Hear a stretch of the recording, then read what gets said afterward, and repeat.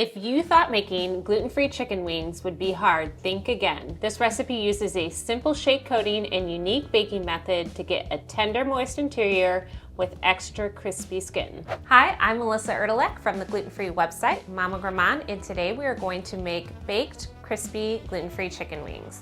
Now, I was a skeptic about this recipe. I didn't think you could get crispy chicken wings without A, breading, or B, deep frying, which I hate to do. But I'm here to tell you there's 2 easy ingredients you have in your kitchen that is going to make this magic happen for you. So let's make your gluten-free life a success and not a hot mess.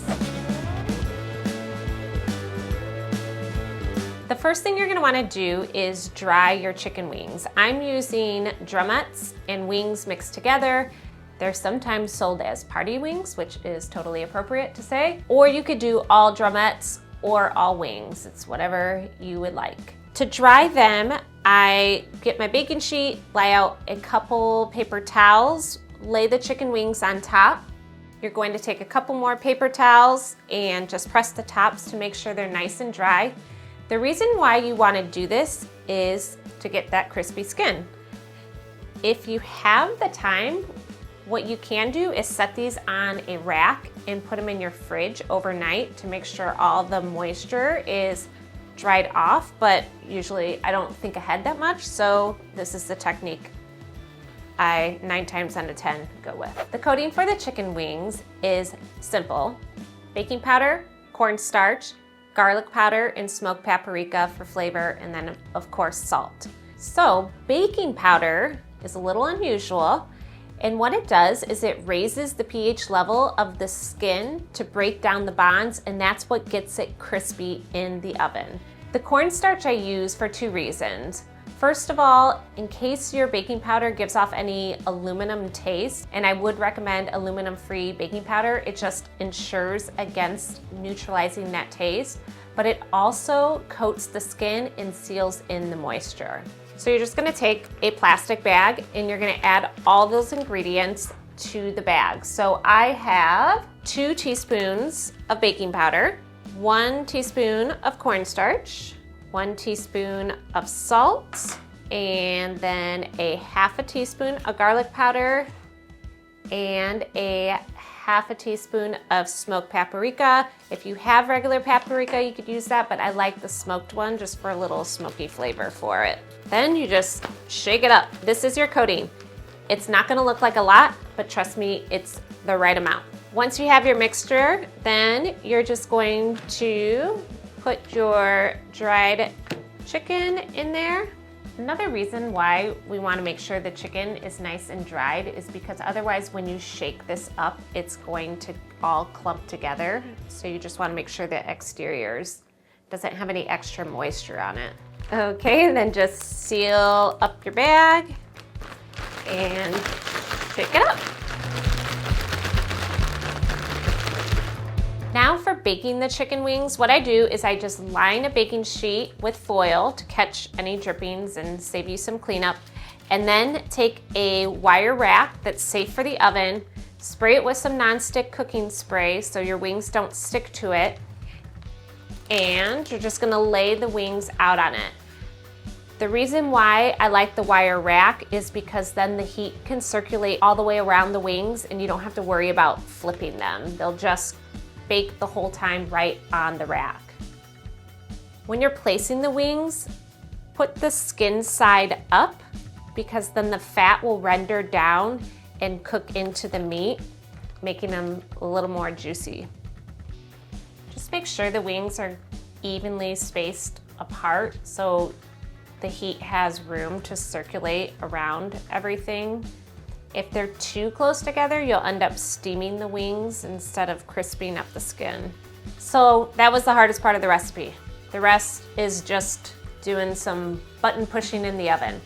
First, you're going to bake them at 250 for 30 minutes. You bake them at a low temperature to render the fat in the chicken, so the skin on the chicken, it'll render into the meat and it'll make it nice and tender. It's kind of like, you know, smoking chicken wings for a long time. We're replicating that in our oven. Do that for 30 minutes and then we're gonna punch up the temperature to 425 to start crisping up the skin.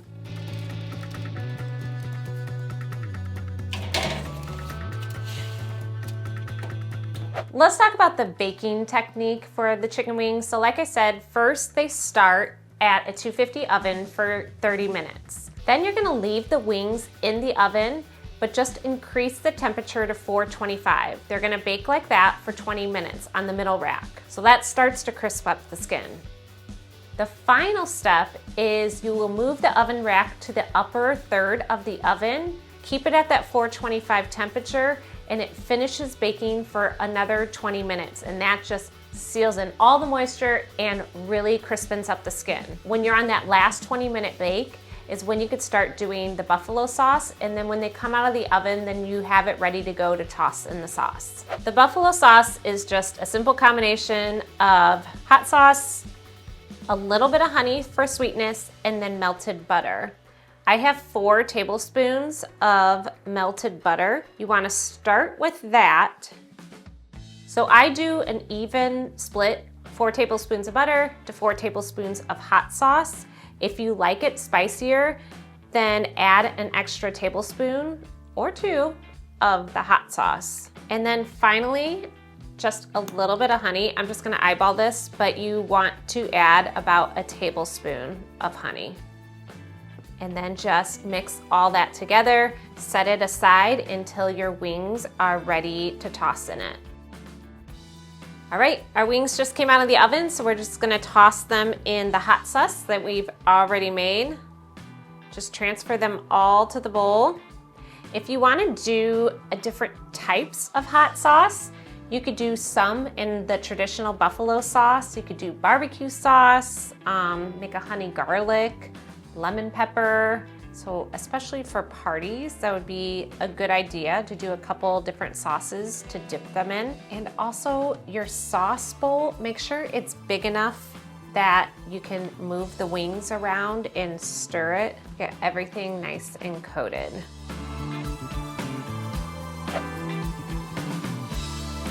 Chicken wings are the ultimate party food. You can prep these ahead of time. What I've done is I've done the first bake and the second bake. So I baked at 250, then on the middle rack at 425, cool them down, put them in the fridge up to overnight. And then when you're ready to serve, just move the rack up to the upper third of the oven and finish it off with 425 for another 20 minutes. Another option is to do them in the air fryer, and if you go to the recipe post, I have the directions for that as well. Thanks for watching. You can find the full printable recipe in the description below, and I will see you in the next video.